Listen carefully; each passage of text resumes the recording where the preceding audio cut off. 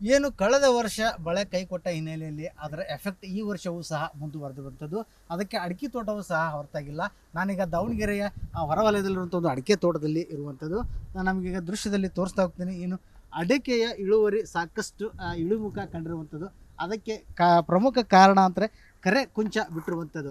ಏನು ಆ ಕುಚ್ಚದಲ್ಲಿ ಅಡಿಕೆ ಮೊಳಕೆಯನ್ನು ಬಿಡೋದು, ಅಡಿಕೆ ಏನು ಅದರಲ್ಲಿ ಆ ಕುಚ್ಚದಲ್ಲೇ ಬೆಳಿಬೇಕು. ಆದರೆ ಆ ಕುಚ್ಚವೀಗ ಕರೆ ಕುಚ್ಚಕ್ಕೆ ತಿರುಗಿದಂದರೆ ಈಗ ಸತ್ವವನ್ನು ಕಳೆದುಕೊಂಡ ಹಿನ್ನೆಲೆಯಲ್ಲಿ ಅಲ್ಲಿ ಅಡಿಕೆಯ ಫಸಲು ಬಿಡಲಾಗದೆ ಆ ಕುಚ್ಚ ಒಣಗಿ ಕಪ್ಪು ಬಣ್ಣಕ್ಕೆ ತಿರುಗುವುದರಿಂದ ಏನು ಈ ಬಾರಿ ಅಡಿಕೆ ಇಳುವರಿಯೂ ಸಹ ಒಂದು ಸಾಕಷ್ಟು ಇಳಿಮುಖ ಆಗಿರುವಂಥದ್ದು, ಕಡಿಮೆ ಆಗಿರುವಂಥದ್ದು ಇಲ್ಲಿ ನಾವು ಕಾಣ್ಬೋದು. ಏನು ಕಳೆದ ವರ್ಷ ಮಳೆ ಕಡಿಮೆ ಆದ ಹಿನ್ನೆಲೆಯಲ್ಲಿ ನೀರಿನ ಕೊರತೆಯಿಂದ ಈ ರೀತಿಯ ಒಂದು ಕಪ್ಪು ಕುಚ್ಚ ಆಗಿರೋದನ್ನು ಇಲ್ಲಿ ನಾವು ಗಮನಿಸ್ಬೋದು. ಆದರೆ ಅಡಿಕೆ ಇಳುವರಿ ಕಡಿಮೆ ಆದರೂ ಸಹ ಎಲ್ಲೋ ಒಂದು ಕಡೆ ಗಿಡಕ್ಕೆ ತೊಂದರೆ ಆಗಿಲ್ಲ ಬಿಡು, ಗಿಡ ಮುಂದಿನ ಬಾರಿ ಆದರೂ ಇಳುವರಿ ಬರುತ್ತೆ ಅನ್ನುವಂಥ ಒಂದು ಧೈರ್ಯದ ಮೇಲೆ ಈಗಾಗಲೇ ರೈತರು ಇರುವಂಥದ್ದು. ಏನು ಪ್ರತಿ ವರ್ಷ ಕಳೆದ ವರ್ಷ 15 ಲಕ್ಷದಿಂದ 16 ಲಕ್ಷ ನಾವು ಫಸಲ ಒಂದು ಲಾಭಾಂಶವನ್ನು ಪಡೆದಿದ್ವಿ. ಆದರೆ ಅದು ಏಕಾಏಕಿ ಈ ವರ್ಷ ಒಂದು 5ರಿಂದ 6 ಲಕ್ಷಕ್ಕೆ ಇಳಿಯುತ್ತೆ. ಅದರ ಜೊತೆಗೆ ನಾವು 2.5ರಿಂದ 3 ಲಕ್ಷ ಅಥವಾ 4 ಲಕ್ಷದವರೆಗೆ ಅದಕ್ಕೆ ಖರ್ಚು ವೆಚ್ಚ ಮಾಡುತ್ತೇವೆ.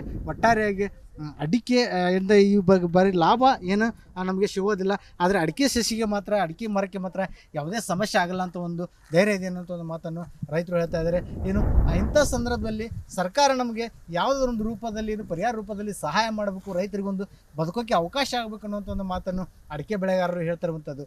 ಏನು ಒಟ್ಟಾರೆ ಕಾದು ನೋಡಬೇಕು ಸರ್ಕಾರ ಯಾವ ರೀತಿ ರೈತರಿಗೆ ಮುಂದಿನ ದಿನಮಾನಗಳಲ್ಲಿ ಅವರ ಜೊತೆ ಯಾವ ರೀತಿ ಸ್ಪಂದಿಸುತ್ತೆ ಅನ್ನೋದನ್ನು ಕಾದು ನೋಡಬೇಕಾಗುತ್ತೆ. ಕ್ಯಾಮ್ರಾ ಪರ್ಸನ್ ಶಿವರಾಜ್ ಜೊತೆ ವಿಠಲ್ ಕೆರೋಡ್, ರಿಪಬ್ಲಿಕ್ ಕನ್ನಡ, ದಾವಣಗೆರೆ.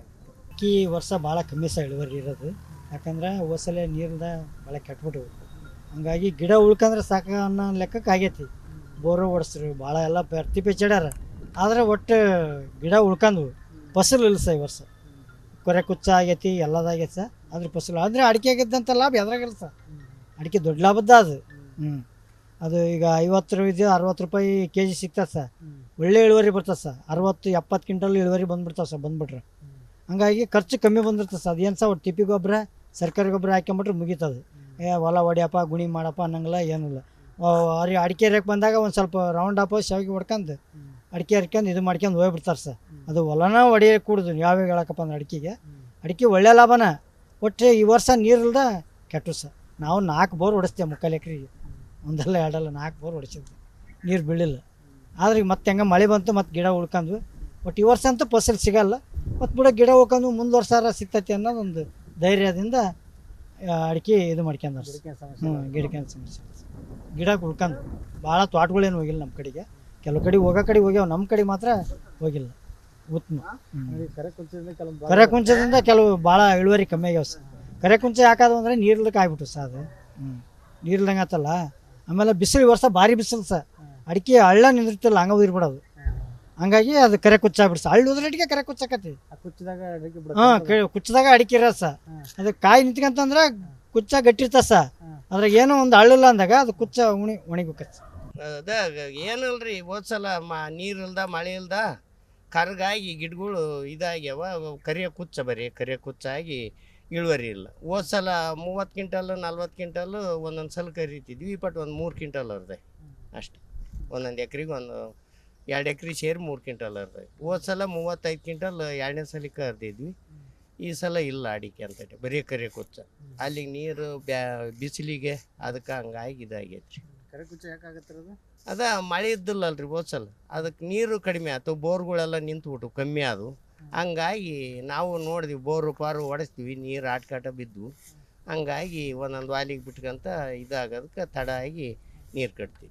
ಮಳೆ ಜಾಸ್ತಿ ಆಗೈತಲ್ಲ. ಈಗ ಮಳೆ ಜಾಸ್ತಿ ಆಗೈತಿ ಅಂದ್ರೆ ಒಂದೇ ಲೆಕ್ಕಕ್ಕೆ ಆಗೈತಿ. ನಮ್ಮ ದಾವಣಗೆರೆಗೆ 2 ಸಲ ಮಳೆ ಮಾತ್ರ ಐತಿ. ಅಲ್ಲಿ ಹೊಲ್ದಾಳ ನೀರು ಕಡಿಗೆ ಹೋಗೈತಿ. ಆಮ್ಯಾಕೆ ಮಾತ್ರ ಎಂದೂ ಇಲ್ಲ. ಈಗ ಅವಾಗ ಮತ್ತೆ ನೀರು ಕಟ್ಬೇಕು ಜನಗಳು. ಎಷ್ಟು ಲಾಸ್ ಆದಂಗೆ ಆಗುತ್ತೆ ಇದರಿಂದ ಅಂದ್ರೆ ಒಂದು 10 ಲಕ್ಷ ಗಂಟಲೆ ಲಾಸ್ ಆಕೈತಿ. ಹೋದ ಸಲಕ್ಕೂ ಈ ಸಲಕ್ಕೂ ಒಂದು 10 ಲಕ್ಷ ರೂಪಾಯಿ ಲಾಸ್ ಆಕೈತಿ. ಹೋದ ಸಲ ಒಂದು 15-16 ಲಕ್ಷ ತಗೊಂಡಿದ್ವಿ. ಒಂದು 6-7 ಲಕ್ಷ ತಗೊಂಡೈತಿ. ಮಸ್ತ್ ಆಕೈತಿ. ಖರ್ಚನ್ರಿ ಖರ್ಚು ಭಾಳ ಬಂದಿರ್ತೈತಿ ರೀ. ಹೊಲ ಇದು ಗೊಬ್ಬರ ಹಾಕೋದು, ಕಾಳ್ಯಾರ್ದು, ಪೈಪ್ ಹಾಕಿದ್ದು, ಅದು ಇದು ಅಂದ್ರೆ ಭಾಳ ಆಕೈತಿ ಖರ್ಚೇನು. ಖರ್ಚು ಒಂದು 3-4 ಲಕ್ಷ ರೂಪಾಯಿ ಬರ್ತೈತಿ ರೀ ಎಲ್ಲ ಅನ್ನೈತಿ. ಸಮಸ್ಯೆ ಭಾಳ ಅದ. ಇನ್ನೇನು ಅಡಿಕೆ ಇಲ್ರಿ, ಅಡ್ಕೆಗೆ ಇಪ್ಪಟ್ಟಾರ ಇನ್ನು ಮುಂದಾರ ಒಂದಿಟ್ಟು ಎಲ್ಲ ಮಾಡ್ಕೊಂಡು ನೋಡ್ಕೋಬೇಕು. ಗೌರ್ಮೆಂಟ್ನವ್ರು ಏನೋ ಯಾವಕ್ಕೂ ಪರಿಹಾರ ಏನೂ ಕೊಡೋದಿಲ್ಲ. ಅವ್ರು ಇನ್ನೇನು ಅವರಿಗೆ ಸಾಲದು ಇನ್ನೆಲ್ಲಿ ಕೊಡಕ್ಕೆ ಹೋಗ್ತಾರೆ. ಈಗ ಬಂದರ ಕಾಂಗ್ರೆಸ್ ಸರ್ಕಾರ ಓಟು ಐತಲ್ಲ, ರೈತರಿಗೆ ಬಂದವನು ಓಟು ಅವರ ಬಡ್ದಾಕ್ಯಂತಾರೆ. ಇನ್ನು ಯಾವುದಲ್ಲ ಕೃಷಿ ಇದ್ರಾಗ ಒಟ್ಟು ತಂದು ಹಾಕ್ತಿದ್ವಿ ಕಮ್ಮಿ ರೇಟ್ ಬೀಳ್ತೈತಿ ಅಂತ, ಅದು ಬರವಲ್ದಂಗೆ ಆಗೈತಿ. ಯಾವ ಔಷಧಿ ಗೊಬ್ಬರ ಯಾವ್ದು ಬರೋದಿಲ್ಲ.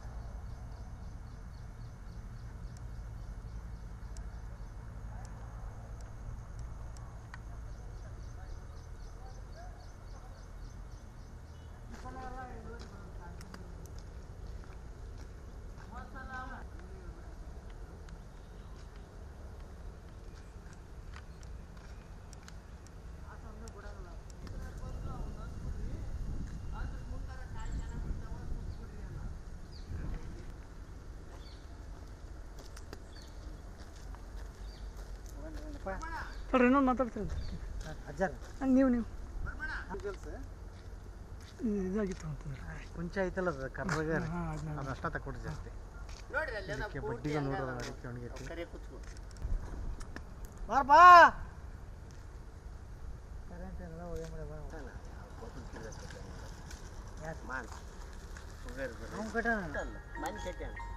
ಅಲ್ಲಿ ಏನೋ ಸತ್ತೈತೆ ಅಂತ ಮಾಡಿದ್ದ. ನಾನೊಂದು ಗೊಬ್ಬರ ಗಿಡ ಅನ್ನ ನಾಯಿ ಜಗ್ಗ ಇರ್ತಾವಂತ ನೋಡಿದೆ, ಅದು ಹತ್ತದೈತೆ ಅರಿವು ಸಿಗಲು ಅಂತ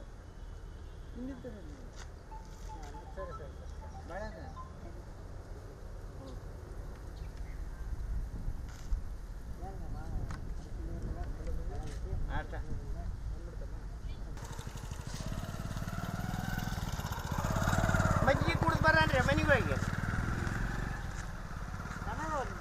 ಇಲ್ಲೇ ಅದಾವು ನೀವು